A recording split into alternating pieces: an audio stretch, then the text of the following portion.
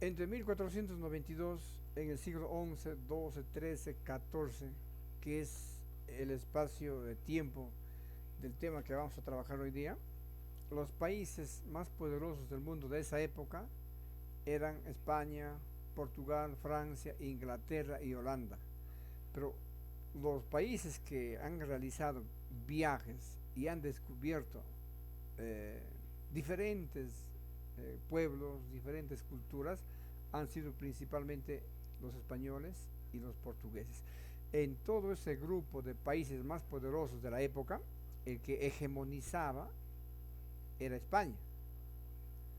Entonces, pero los precursores de esos viajes de descubrimiento no han sido necesariamente los españoles y los portugueses, aunque ellos han sido los más grandes, los que han realizado los más grandes descubrimientos. Pero estos viajes lo iniciaron los vikingos por los, en el siglo XI, quienes desde Escocia, de Nueva Zelanda, llegaron a Groenlandia y Norteamérica. Más adelante, en el siglo XIII, un comerciante, Marco Polo, en el siglo XIII, llegó al Asia e intercambiando productos recorrió Japón, China y la India. Más adelante, en el siglo XV, han sido los portugueses, bajo la auspicio de Enrique el Navegante, el príncipe portugués, emprenden la exploración de las costas del África. Estamos hablando ya del siglo XV. Pero años más tarde, Vasco da Gama llega a la India, rodeando el África por el sur. Como todos sabemos, Cristóbal Colón descubre América en el año 1492, después de una travesía de 3 viajes o hasta 4 viajes financiados por los reyes católicos. Estos descubren el Océano Atlántico y llegan hasta muy cerca de Asia. En 1522, muy cerca ya a la conquista del imperio del Tahuantinsuyo, eh, unos barcos comandados por Magallanes,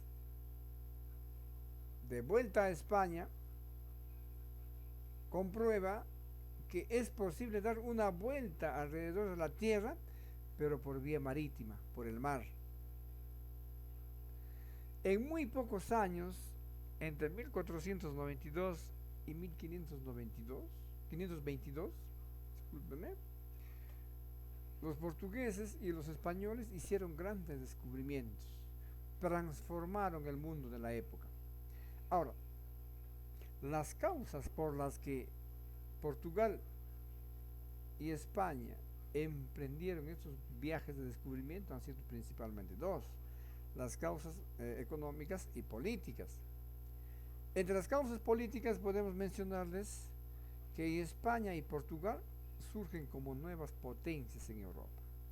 España hegemoniza. Entonces son España y Portugal los países que financian estos viajes, que promueven estos viajes. ¿Para qué? Para crecer, para que su imperio sea cada vez más grande. Y ahora, las razones económicas, tenemos la toma de Constantinopla por los turcos otomanos en el año 1453.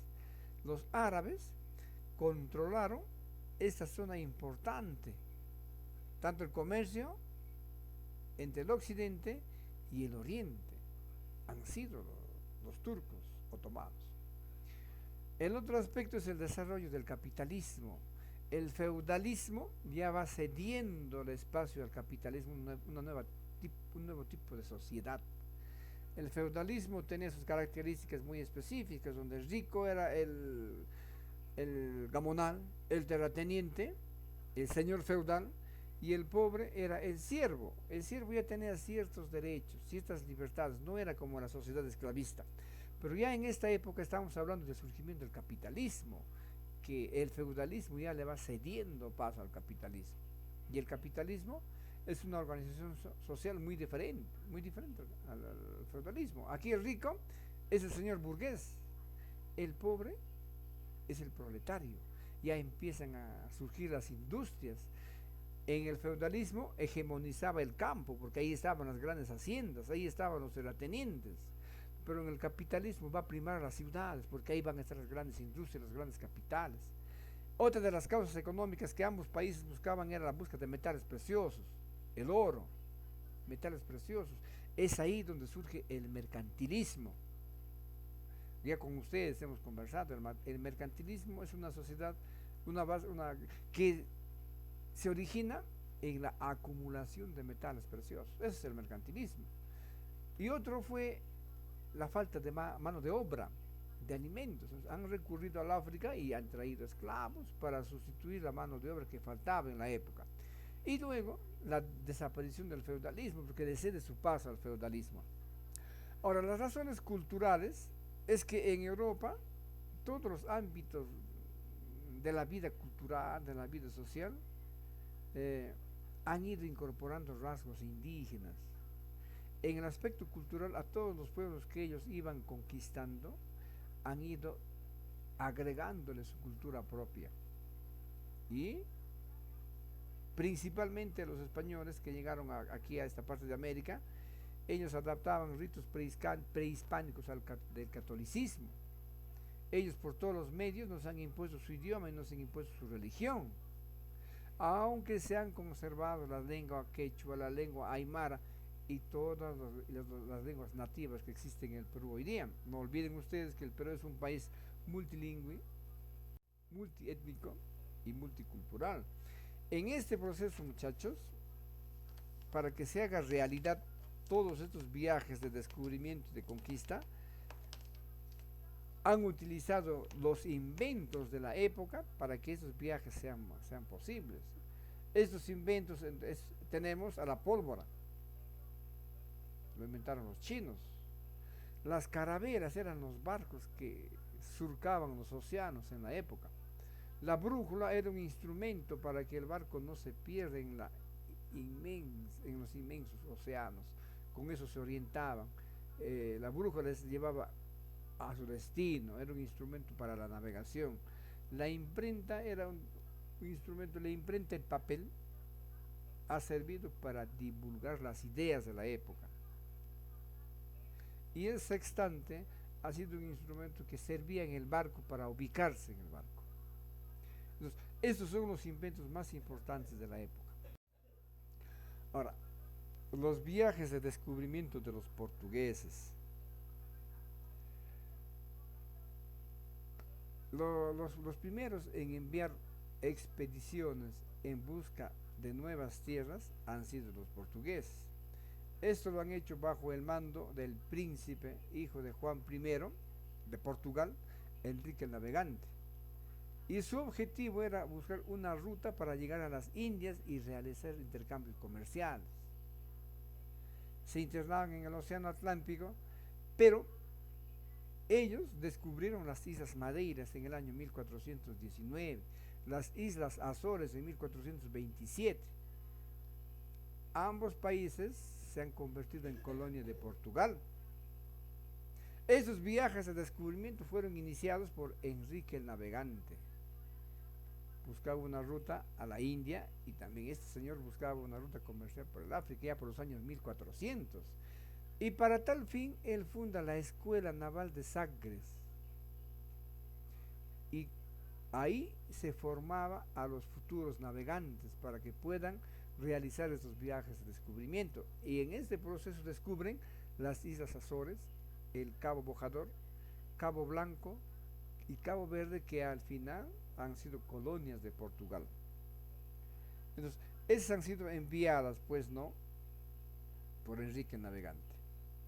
Durante el reinado del rey Alfonso V, entre 1438 y 1481, en 1441, Nuno Tristão dirige la expedición a Cabo Blanco, en las costas de África. Ya están incursionando al África.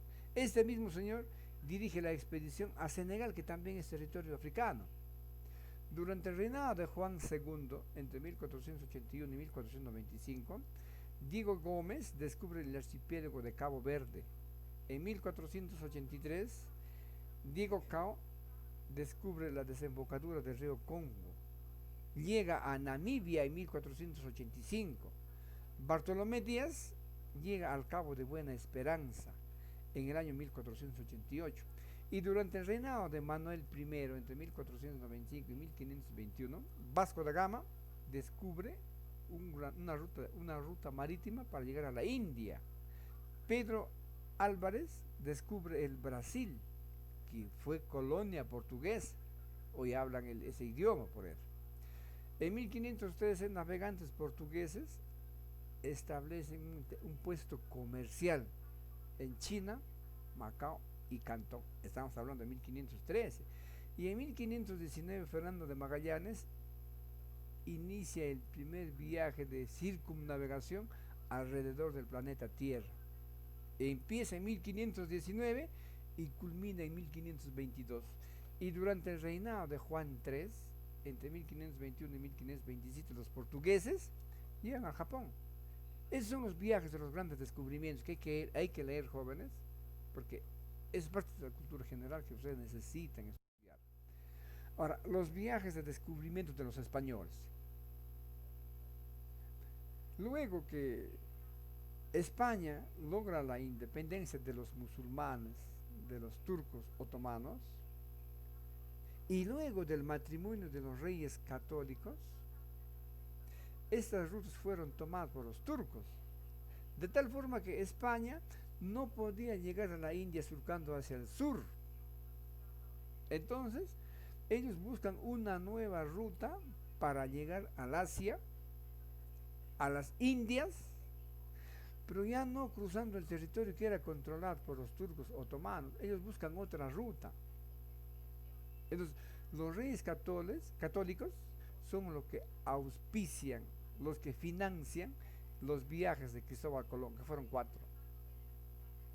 Y para que esto se haga realidad, se firma la capitulación de Santa Fe. Este documento de la capitulación de Santa Fe se firma el 14 de abril del año 1492, donde los reyes católicos llegan a un convenio comercial con Cristóbal Colón. Los reyes católicos ofrecen a Cristóbal Colón el cargo de gran almirante del mar, virrey y gobernador de las Indias, con derecho a la 10ª de los tesoros que encuentra en el trayecto. Ahora, quienes financian los viajes de Cristóbal Colón no han sido solamente los reyes españoles, los reyes católicos, también ha sido la burguesía catalana. ¿Quién planificó los viajes? Fue Colón, pero los que financiaron fueron estos señores. En el primer viaje parte del puerto de Palos en agosto de 1492 con 3 famosas carabelas, ya ustedes saben cómo se llaman, con 120 hombres, y en octubre del mismo año llegan y descubren las islas de Guanahani en Haití y Cuba. El segundo viaje parten del puerto de Cádiz en 1493, un año después, con 17 barcos y 1500 hombres. Llegan a Puerto Rico, a Jamaica y Haití y fundan la Española. En el tercer viaje parten del puerto de Sanlúcar con 6 barcos y 230 hombres y llegan por primera vez a Venezuela en el tercer viaje. Y en el cuarto viaje parten del puerto de Cádiz en el año 1502 con 4 embarcaciones y 150 hombres. En este viaje llegan a Puerto Rico, a Honduras y Panamá. Ahora ya se dieron los viajes de descubrimiento, los españoles y los portugueses. Ahora tenían que repartirse el mundo, pues. Tenían que repartirse los nuevos pueblos que iban descubriendo. Y con tal fin se firma el Tratado de Tordesillas. Se firma en Valladolid, España, en el año 1494. ¿Quiénes firman ese documento? Los reyes católicos por España y Juan II por Portugal. Estos, en ese documento, trazan una línea imaginaria de norte al sur de América, por un espacio de 370 leguas al sur de Cabo Verde. Y este documento determina que el oeste sería para España y el oeste para Portugal, y se repartieron el mundo, los países más poderosos de la época. Ahora, ¿cuáles han sido las consecuencias de estos grandes descubrimientos? Una de las consecuencias ha sido el surgimiento y la aparición de cuatro países poderosos en el mundo de la época: España, Portugal, Francia e Inglaterra. Estos países, en esta época de los grandes descubrimientos, acumularon grandes cantidades de oro y metales preciosos que le han dado sustento al mercantilismo. El mercantilismo era una categoría económica que se caracterizaba por la acumulación de metales preciosos.